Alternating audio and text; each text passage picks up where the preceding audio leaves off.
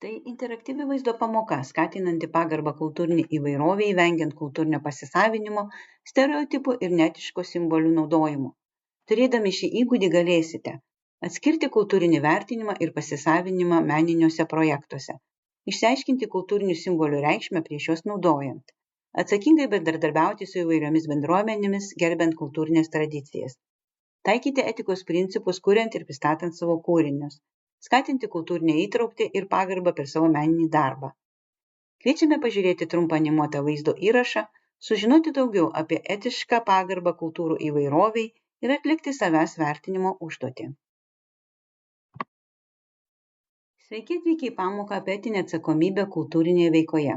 Šiame etape mes išnagrinėsime, kaip kurti gražiai, autentiškai ir darant teigiamą poveikį, tuo pačiu gerbent aplinkinių žmonių kultūrinę įvairovę. Kūrybinėse industrijose simboliai, istorijos ir vaizdai, kuriuos mes naudojame, nėra tik estetiniai elementai. Jie formuoja visuomenės suvokimą apie kultūrą ir prisideda prie tvaraus ir gerbiamo įvaizdžio kūrimo. Kiekvienas kūrėjas turi laisvę išreikšti save, tačiau su ta laisvė ateina ir atsakomybė nežeisti, neatsiskirti ir neiškraipyti kitų kūrinių. Etika neapriboja kūrybiškumo, priešingai, ji suteikia jam gilumo, patikimumo ir aktualumo. Svarbu suprasti, kad kiekvienas meninis sprendimas turi socialinį ir kultūrinį poveikį.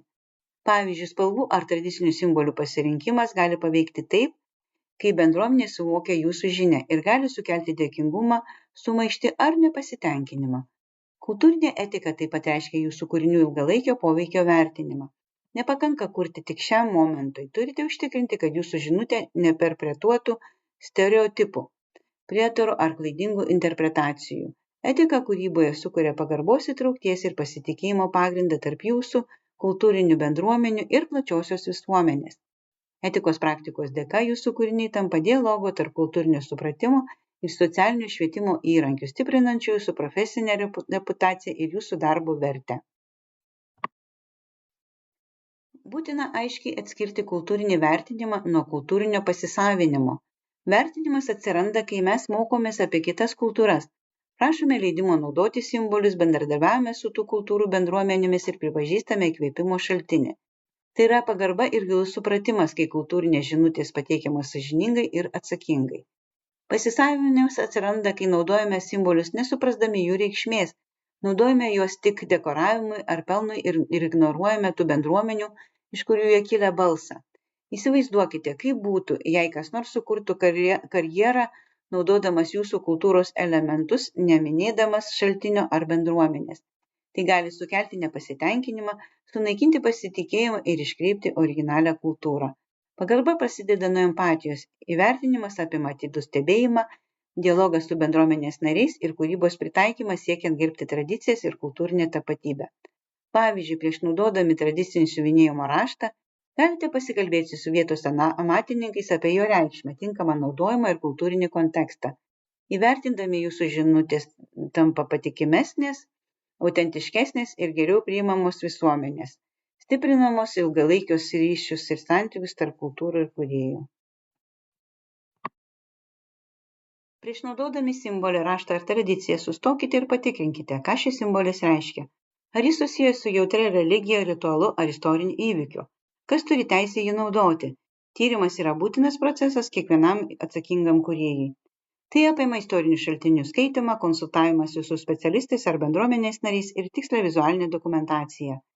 Pavyzdžiui, jei naudojate religinį motyvą ar simbolį, kurį naudoja tam tikra bendruomenė, jo kilmės patikrinimas padės išvengti klaidingų interpretacijų ar kultūrinių jausmų įžeidimo.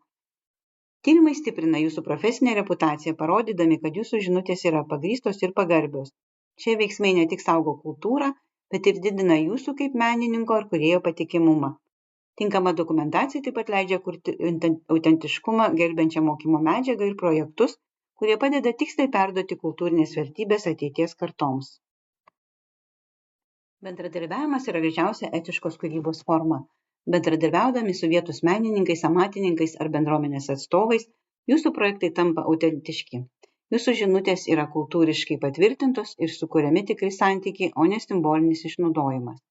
Konkretus pavyzdys yra bendro seminaro organizavimas tarp Ukrainos menininkų ir priimančios šalies moterų. Technikos, istorijų ir perspektyvų mainai, sukuria vertę abiem pusėms ir suteikia mokymosi patirties bei tarpkultūrinio supratimo. Tinkamas bendradarbiavimas reikalauja aiškios komunikacijos, bendrų tikslų supratimo ir pagarbos kiekvieno dalyvio vaidmeniui. Tokios partnerystės skatina įvairovę, stiprina pasitikėjimą tarp bendruomenių ir didina projekto poveikį. Etiškas kūrybiškumas meninės idėjas paverčia patirtimis, kurios įkvepia, šviečia ir jungia žmonės, parodydamas, kad menas gali būti tarptautinio dialogo, socialinės įtraukties ir bendruomenės vystymosi katalizatorius. Sukurkite savo asmeninį etikos kodeksą. Jis gali apimti tokias taisyklės kaip įkvėpimo šaltinio nurodymas, leidimo prašymas, kai yra tai tinkama, atsisakymas naudoti jautrius simbolius be sutikimų ir pagarbos bei traukties skatinimas visose savo pranešimuose. Etiškas kūrėjas yra laikomas patikimu profesionalu, o jo kultūriniai pranešimai pelno visuomenės pagarbą ir pripažinimą.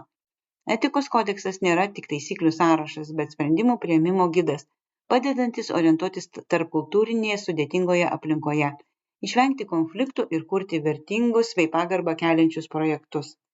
Laikantis etikos kodekso, jūsų kultūriniai pranešimai tampa pavyzdžiu kitiems kūrėjams, prisidedant prie atsakingos, įtraukios ir kūrybingos profesinės aplinkos kūrimo. Taigi etika tampa įkvėpimo ir patikimumo šaltiniu, didindama projektų poveikį ir stiprindama santykius su susijusiomis bendruomenėmis. Projektai, kuriuose gerbiama kultūra ir bendruomenės, yra geriau vertinami visuomenės.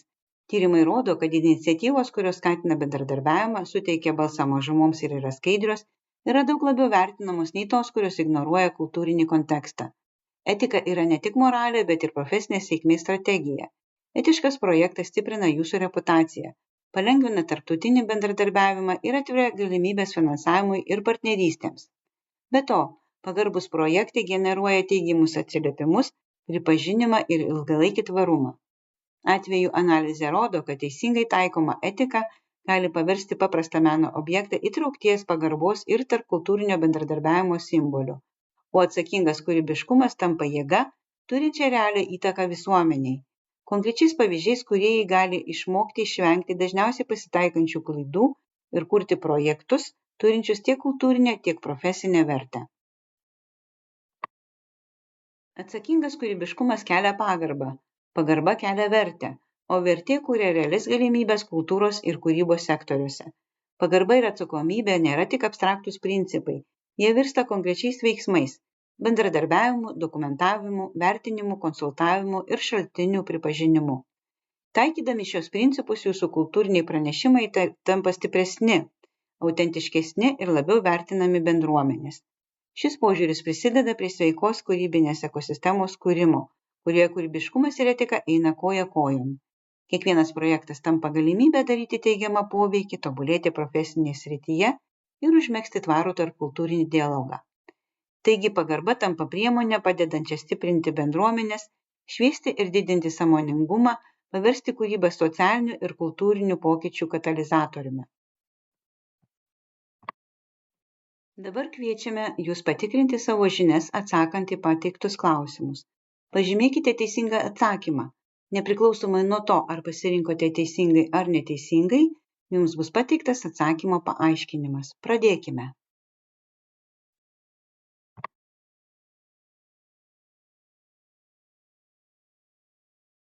Ši pamoka baigta.